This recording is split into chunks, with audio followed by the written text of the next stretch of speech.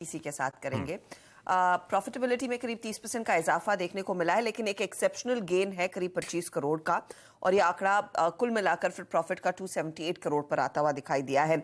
Revenue भी nearly 40% grow होकर 965 करोड़ पर आया। एबिट में 16.5% तक की ग्रोथ है। मार्जिन्स घटे हैं, 40% से घटकर करीब 33% पर आए हैं। लेकिन अगर आप ब्रेकडाउन देखें तो इंटरनेट टिकटिंग रेवेन्यू एकदम फ्लैट है, उसमें ज्यादा कोई बदलाव नहीं, 0.8% की ग्रोथ देखने को मिली है। वहां पर एबिटा नेगेटिव है दरअसल, या फिर एबिटा थोड़ा सा दबाव में आता हुआ दिखाई दिया है।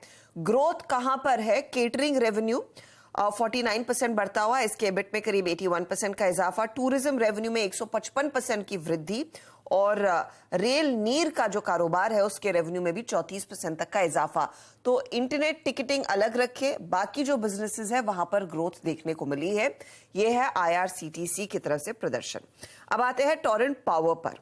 यहां पर आप देखेंगे मुनाफा दिखाया है कंपनी ने, 450 करोड़ का मुनाफा कंपनी ने पोस्ट किया versus a loss of 488 crore. Revenue में 60% से ज्यादा का इजाफा, 6038 करोड़ का रेवेन्यू है। एबिट में 10% तक की ग्रोथ, हालांकि मार्जिन जो 26% के थे वो घटकर 18% के आसपास आए हैं। शोभा भी रेडार पर रहेगा आज, जहां पर रेवेन्यू आया है करीब 48 करोड़ के करीब, 14 करोड़ से बढ़कर। ये मुनाफे का आंकड़ा है, बेग योर पार्डन, 48 करोड़ का। रेवेन्यू में 70% का इजाफा, 1209 करोड़ का रेवेन्यू। एबिटा में 49% तक की ग्रोथ। अब कंपनी ने कुछ बारीकियां शेयर की हैं। टोटल कलेक्शंस Q4 में करीब 10% बढ़ा है, 1422 करोड़ के आसपास का आंकड़ा आया।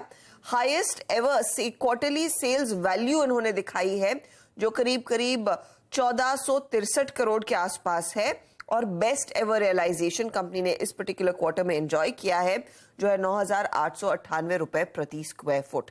तो ये कुछ डिटेल्स है जो कंपनी ने किए हैं शेयर। रेल विकास निगम ये स्टॉक एक आउट परफॉर्मर रहा है पिछले 2-3 महीनों में।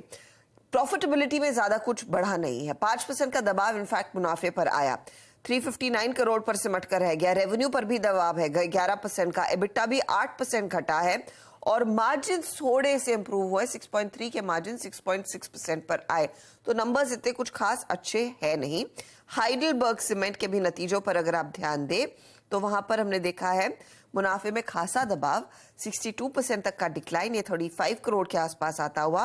रेवेन्यू 3% नीचे, एबिटा में 42% तक का प्रेशर देखने को मिला, और मार्जिन इधर भी 19% से घटकर करीब 11% पर आए हैं।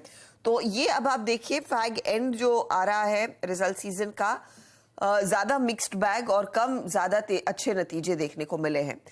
ये फिलहाल इस समय के लिए नंबर्स जिस पर हम फोकस करेंगे। ओके, सुबह के लिए सारे इंपॉर्टेंट रिजल्ट्स